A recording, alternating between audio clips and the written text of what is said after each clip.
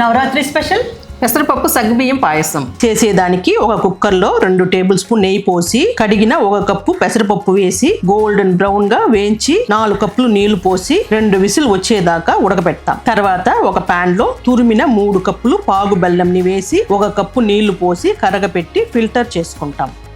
ఒక పాత్రలో 1/2 table spoon నెయ్యి పోసి 1 కప్పు నైలాన్ సగ్గుబియ్యంని వేసి చిట్లేంత వరకు వేయించి 4 కప్పులు నీళ్లు పోసి సగ్గుబియ్యంని సగమంతా ఉడకపెట్టుకుంటాం.